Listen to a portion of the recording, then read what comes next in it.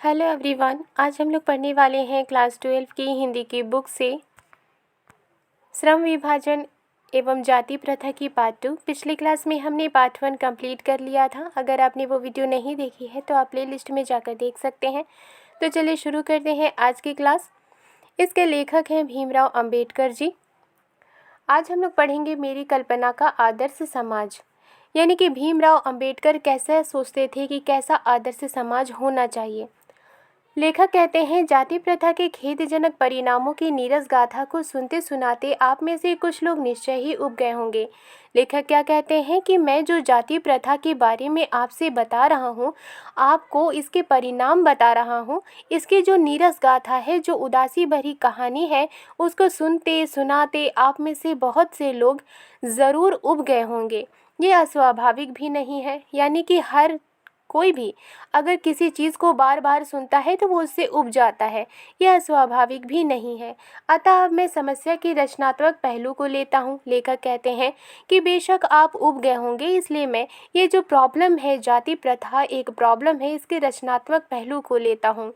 मेरे द्वारा जाति प्रथा की आलोचना सुनकर आप लोग मुझसे ये प्रश्न पूछना चाहेंगे कि यदि मैं जातियों के विरुद्ध हूँ तो फिर मेरी दृष्टि में आदर्श समाज क्या है।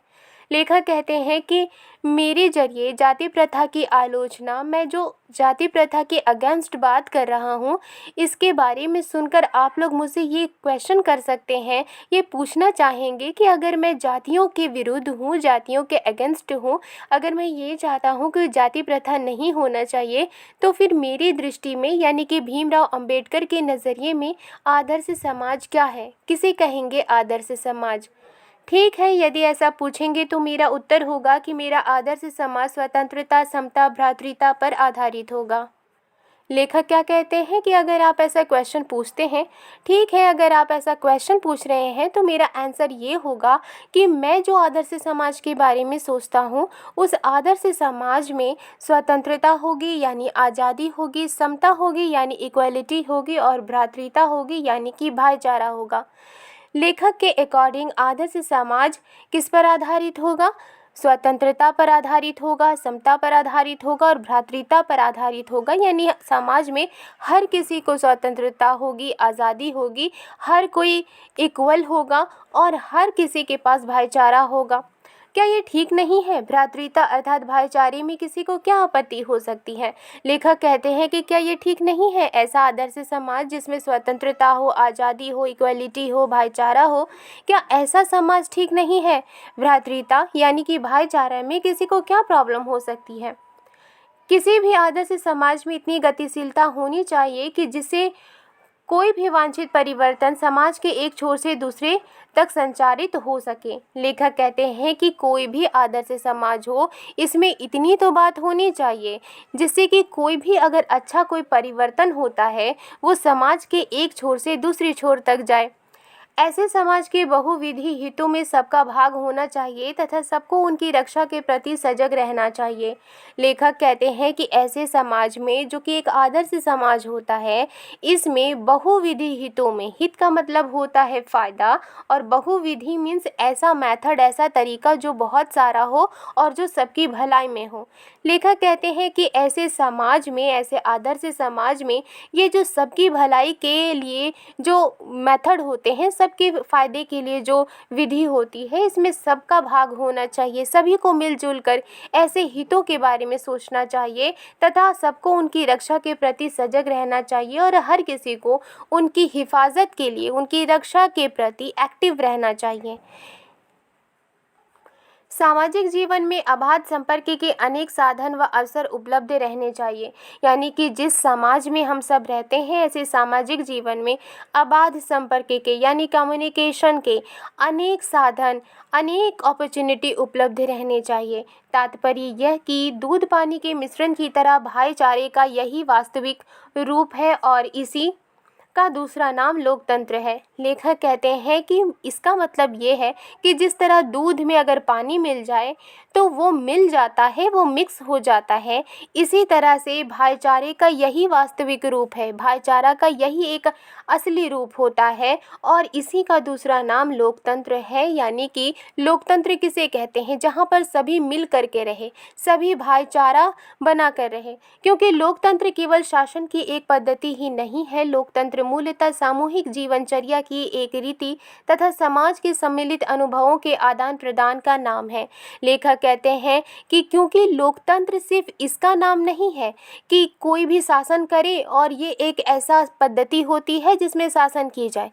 शासन करना ही सिर्फ लोकतंत्र नहीं होता है।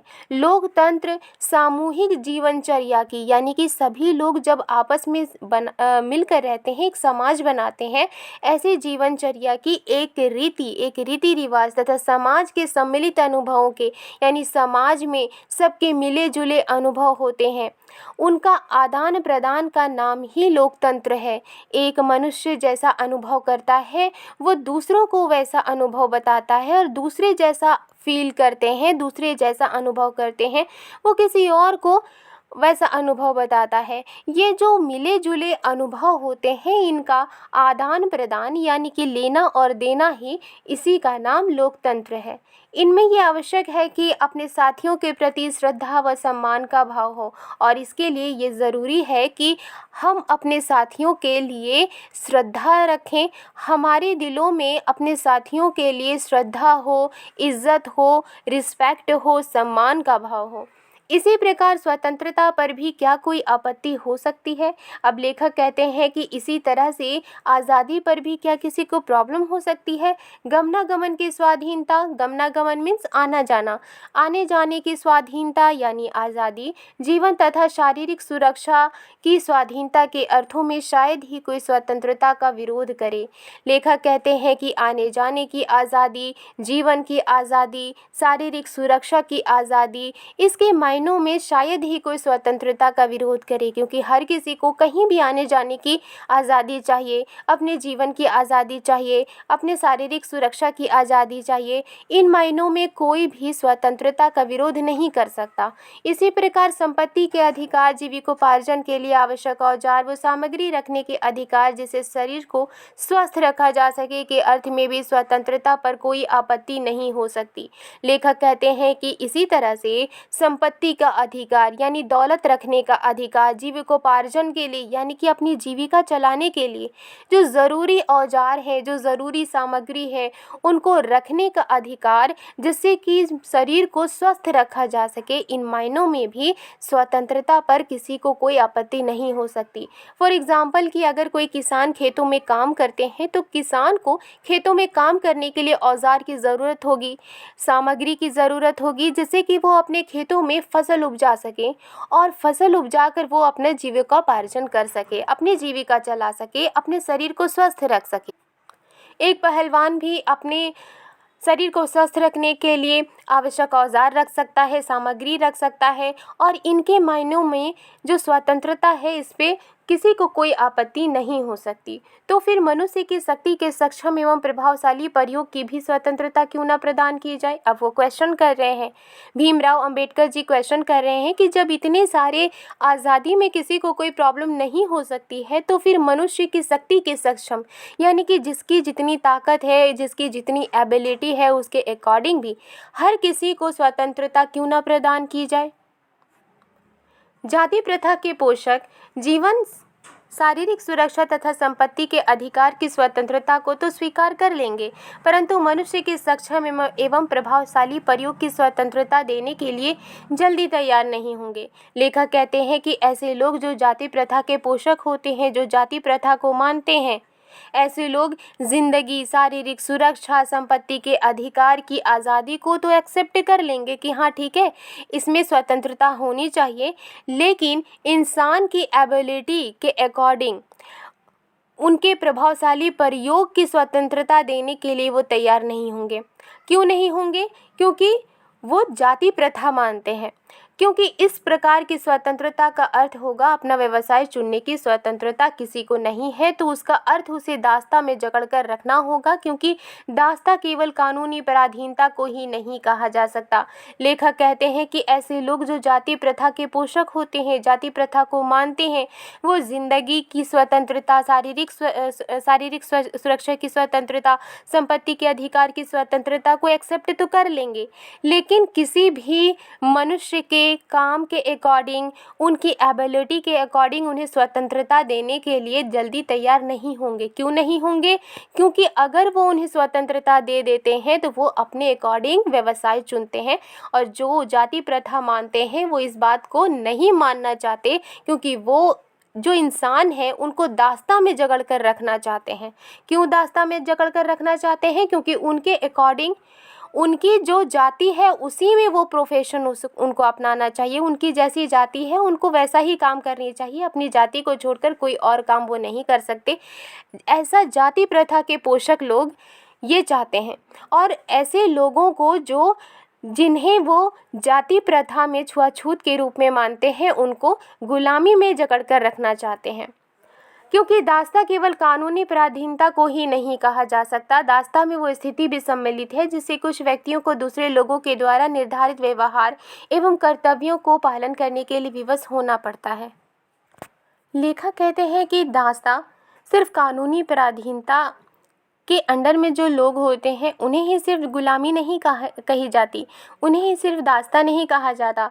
दास्ता में यानी गुलामी में वो स्थिति भी सम्मिलित है जिसमें कुछ व्यक्तियों के ज़रिए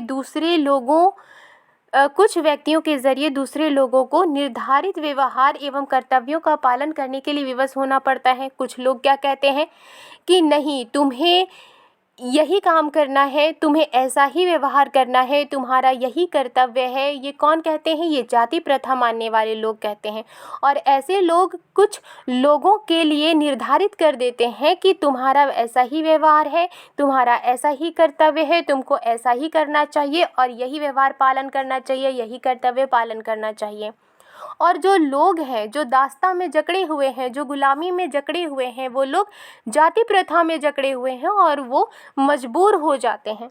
ये स्थिति कानूनी पराधीनता ना होने पर भी पाई जा सकती है, और ये जो स्थिति है अगर वो कानूनी पराधीनता ना भी हो तो भी ये स्थिति पाई जा सकती है। क्यों पाई जा सकती है? क्योंकि लोग जाति प्रथा को मानते हैं। उदाहरणार्थ जाति प्रथा की तरह ऐसे वर्ग होना संभव है जहां कुछ लोगों की अपनी इच्छा के विरुद्ध पेशे अपनाने पड़ते हैं। एग्जाम्पल के लिए जाति प्रथा की तरह ऐसे वर्ग संभव है जहां पर कुछ लोग जो होते हैं वो उनका इंटरेस्ट नहीं होता इस तरह का ऑक्यूपेशन करने का, इस तरह का प्रोफेशन अपनाने का, लेकिन मजबूरी में उन्हें वो पेशा अपनाना पड़ता है जिसको वो नहीं चाहते हैं करना। फॉर एग्जाम्पल कि अगर कोई ड्रेन साफ़ करने वाला कोई है, अगर वो चाहता है कि वो ड्रेन साफ़ ना करे, वो पढ़ लिख करके कुछ डॉक्टर बन जाए या पायलट बन जाए, लेकिन जो जाति प्रथा है वो ऐसा करने से उन्हें रोकती है। उनका कहना है कि नहीं, तुम नाली साफ़ करने वाले हो, तुमको नाली ही साफ़ करना है, तुम पढ़ नहीं सकते, तुम लिख नहीं सकते, तुम डॉक्टर नहीं बन सकते, तुम इंजीनियर नहीं बन सकते, तुम पायलट नहीं बन सकते, साइंटिस्ट नहीं बन सकते।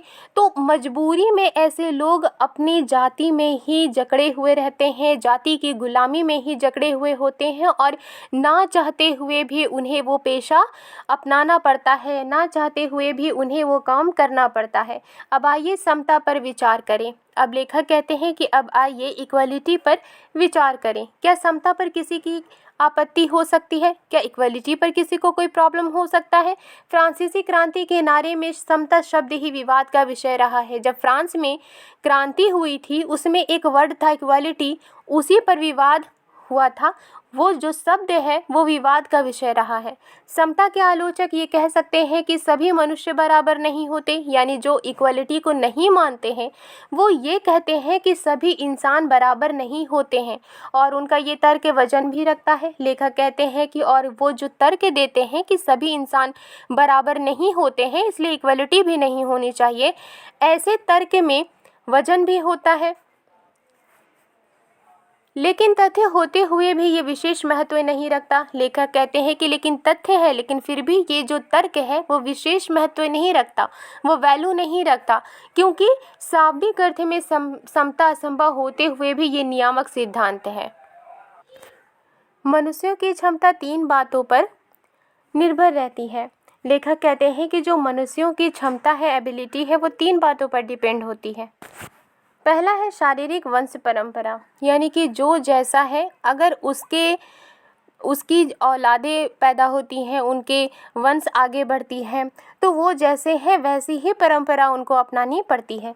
सामाजिक उत्तराधिकार अर्थात सामाजिक परंपरा के रूप में माता पिता की कल्याण कामना, शिक्षा तथा वैज्ञानिक ज्ञान अर्जन आदि सभी उपलब्धियां जिनके कारण सभ्य समाज जंगली लोगों की अपेक्षा विशिष्टता प्राप्त करता है। और अंत में मनुष्य के अपने प्रयत्न। और दूसरा क्या है? दूसरा है सामाजिक उत्तराधिकार। इसका मतलब ये होता है कि सामाजिक परंपरा के रूप में माता पिता की कल्याण हो, इसकी कामना, शिक्षा अर्जन करना, शिक्षा लेना और वैज्ञानिक ज्ञान अर्जन आदि, यानी कि वैज्ञानिक दृष्टि से हर बातों को मानना। ये जितनी भी उपलब्धियां हैं वो किसी भी सभ्य समाज को जंगली लोगों से अलग करती है। और अंत में मनुष्य के अपने प्रयत्न, यानी इंसान खुद कोशिश करता है। ये जो 3 बातें हैं वो मनुष्य की क्षमता इन्हीं 3 बातों पर डिपेंड होती है। इन तीनों दृष्टियों से निसंदेह मनुष्य समान नहीं होते। और ये जो तीनों दृष्टि होते हैं, ये जो तीनों नज़रिए हैं, निसंदेह मनुष्य इसमें इक्वल नहीं होते हैं। हर कोई अलग अलग होता है। हर किसी का शारीरिक वंश परंपरा अलग होता है, हर किसी की शिक्षा अलग होती है, हर किसी का वैज्ञानिक दृष्टि से ज्ञान अलग अलग होता है। तो क्या इन विशेषताओं के कारण समाज को भी उनके साथ असमान व्यवहार करना चाहिए? लेखक क्या कहते हैं, अगर ये जितने भी सारे अलग अलग होते हैं क्षमता, तो क्या इनके अकॉर्डिंग ही, इन विशेषताओं के वजह से ही समाज को भी ऐसे लोगों के साथ असमान व्यवहार करना चाहिए? समता विरोध करने वालों के पास इसका क्या जवाब है? और जो इक्वलिटी का विरोध करते हैं, जो ये कहते हैं कि इक्वलिटी नहीं होनी चाहिए, क्या उनके पास इसका क्या जवाब है? व्यक्ति विशेष के दृष्टिकोण से असमान प्रयत्न के कारण असमान व्यवहार को अनुचित नहीं कहा जा सकता। यानी कि किसी भी व्यक्ति विशेष के जरिए, उनकी नज़रिए से, कोई भी एक इंसान के नज़रिए से असमान प्रयत्न के कारण, यानी कि हर किसी की कोशिश अलग अलग होती है, हर शिक्षा प्राप्त करने की कोशिश अलग होती है, जो साइंटिफिक तरीके से ज्ञान अर्जन करने की कोशिश अलग अलग होती है। असमान प्रयत्न की वजह से असमान व्यवहार को अनुचित नहीं कहा जा सकता। साथ ही प्रत्येक व्यक्ति को अपनी क्षमता का विकास करने का पूरा प्रोत्साहन देना सर्वथा उचित है। और साथ ही हर व्यक्ति को उनकी एबिलिटी का विकास करने के लिए पूरा मोटिवेट करना उचित है। परंतु यदि मनुष्य प्रथम 2 बातों में असमान है, तो क्या इस आधार पर उनके साथ विभिन्न व्यवहार उचित है? और अगर मनुष्य प्रथम 2 बातों में असमान है, यानी जो यहाँ पर लिखी गई है शारीरिक वंश परंपरा और सामाजिक उत्तराधिकार, अगर मनुष्य इन 2 बातों में अलग है, असमान है, तो क्या इसके आधार पर उनके साथ अलग व्यवहार उचित है? क्या उनके साथ अलग रवैया करना ज़रूरी होता है? क्या उनके साथ अलग व्यवहार करना ज़रूरी है? क्या ये सही होता है? उत्तम व्यवहार के हक की प्रतियोगिता में वे लोग निश्चय ही बाजी मार ले जाएंगे जिन्हें उत्तम कुल शिक्षा, पारिवारिक ख्याति, पैतृक संपदा तथा व्यावसायिक प्रतिष्ठा का लाभ प्राप्त है। लेखक कहते हैं कि उत्तम व्यवहार के हक की प्रतियोगिता में, यानी कि अगर हक का कंपटीशन कराया जाए कि किनके साथ अच्छा व्यवहार करना चाहिए, तो निश्चय ही ऐसे लोग जीत जाएंगे जिन्हें उत्तम कुल माना जाता है, यानी ऊंची जाति का माना जाता है, जिनके पास शिक्षा होती है, जो शिक्षा ग्रहण करते हैं, जिनकी पारिवारिक ख्याति होती है, जिनके खानदान की दूर दूर तक जिनका खानदान फेमस होता है, जिनके पास पैतृक संपदा होती है, दादा परदादा के ज़माने से चली आ रही, जिनके पास दौलत होती है, और व्यावसायिक प्रतिष्ठा यानी बिजनेस में भी उनका अपना एक रोल होता है। ऐसे लोग लाभ प्राप्त कर लेंगे और ऐसे लोग ही जीत जाएंगे। इस प्रकार पूर्ण सुविधा संपन्नों को ही उत्तम व्यवहार का हकदार माना जाना वास्तव में निष्पक्ष निर्णय नहीं कहा जा सकता। और इस तरह से जिसके पास पूरी सुविधा है, ऐसे लोगों के साथ उत्तम व्यवहार करना चाहिए, वही उत्तम व्यवहार के हकदार हैं, बाकी और कोई हकदार नहीं है। ऐसा जो निर्णय, इसे निष्पक्ष नहीं कहा जा सकता, ऐसा वास्तव में निष्पक्ष निर्णय नहीं कहा जा सकता, क्योंकि ये सुविधा संपन्नों के पक्ष में निर्णय देना होगा, क्योंकि ये कैसा निर्णय होगा? ये ऐसा निर्णय होगा कि जिसके पास सारी सुविधाएं हैं उनके पक्ष में निर्णय देना होगा, लेकिन ऐसा नहीं होना चाहिए। अतः न्याय का तकाजा यह है कि जहां हम तीसरे यानी प्रयासों की असमानता, जो मनुष्यों के अपने वश की बात है, आधार पर मनुष्य के साथ असमान व्यवहार को उचित ठहराते हैं। और लेखक कहते हैं कि इसलिए जो न्याय का तकाजा जो है, जो इंसाफ है, वो ये है कि जहां हम तीसरे यानी तीसरा क्या है, प्रयासों की असमानता। हर इंसान में अलग अलग एबिलिटी होती है कोशिश करने की, जो इंसान के खुद के बस की बात है, उनके आधार पर मनुष्यों के साथ जो असमान व्यवहार होता है उसको उचित ठहराते हैं। वहाँ प्रथम दो आधारों, जो मनुष्य के अपने वश की बातें नहीं हैं पर उनके साथ असमान व्यवहार नितांत अनुचित है। और जो प्रथम दो व्यवहार थे, जो प्रथम दो क्षमताएं थी, एक है शारीरिक वंश परंपरा और दूसरा है सामाजिक उत्तराधिकार। इनके आधार पर अगर लोगों के साथ अच्छा व्यवहार नहीं होता है, अगर लोगों के साथ व्यवहार नहीं होता है, उनके पक्ष में अगर निर्णय नहीं होता है, तो हम इसे क्या कहेंगे कि हम इसे उचित नहीं ठहराएंगे। लेखक कहते हैं, दूसरे शब्दों में समाज की यदि अपने सदस्यों से अधिकतम उपयोगिता प्राप्त करनी है तो ये तो संभव है जब समाज के सदस्यों को आरंभ से ही समान अवसर एवं समान व्यवहार उपलब्ध कराया जाए। लेखक कहते हैं कि दूसरे शब्दों में समाज की अगर अपने सदस्यों से ज़्यादा उपयोगिता प्राप्त करनी है तो ये पॉसिबल है जब समाज के सदस्य को शुरू से ही समान अपॉर्चुनिटी दी जाए, समान व्यवहार उपलब्ध कराई जाए, तो अधिकतम उपयोगिता प्राप्त की जा सकती है। समता का औचित्य यहीं पर समाप्त नहीं होता, यानी इक्वलिटी का जो इक्वलिटी की जो शिष्टता है, उपयोगिता है, यहीं पर समाप्त नहीं होती। इसका और भी आधार उपलब्ध हैं, इसके और भी बेस उपलब्ध होते हैं। एक राजनीतिज्ञ पुरुष का बहुत बड़ी संख्या से पाला पड़ता है, जो राजनीति में होता है उसका बहुत बड़ी जनसंख्या से पाला पड़ता है। ऐसी जनसंख्या में ऊंचे जाति के लोग भी रहते हैं, नीची जाति के लोग भी रहते हैं। अपनी जनता से व्यवहार करते समय राजनीतिज्ञ के पास ना तो इतना समय होता है, ना प्रत्येक के विषय में इतनी जानकारी ही होती है जिससे वो सबकी अलग अलग आवश्यकताओं तथा क्षमताओं के आधार पर वांछित व्यवहार अलग अलग कर सके। और जो राजनीतिज्ञ पुरुष होता है, जो राजनीति में होता है, वो अपनी जनता से व्यवहार करते समय राजनीतिज्ञ के पास, नेताओं के पास ना तो इतना वक्त होता है, ना हर किसी के बारे में उनके पास जानकारी होती है जिससे कि वो अलग अलग तरीके से उनके साथ व्यवहार कर सके। वैसे भी आवश्यकताओं और क्षमताओं के आधार पर भिन्न व्यवहार कितना भी आवश्यक तथा औचित्यपूर्ण क्यों ना हो, मानवता के दृष्टिकोण से समाज दो वर्गों व श्रेणियों में नहीं बांटा जा सकता। और लेखक कहते हैं कि वैसे भी अगर ज़रूरत कितना भी अलग अलग हो, कितनी भी क्षमताएं अलग अलग हो, इनके आधार पर कितना भी अलग अलग तरह का व्यवहार कितना भी ज़रूरी क्यों ना हो, कितना भी तथा औचित्यपूर्ण क्यों ना हो, मानवता के दृष्टिकोण से, इंसानियत के नज़रिए से समाज दो वर्गों और श्रेणियों में नहीं बांटा जा सकता।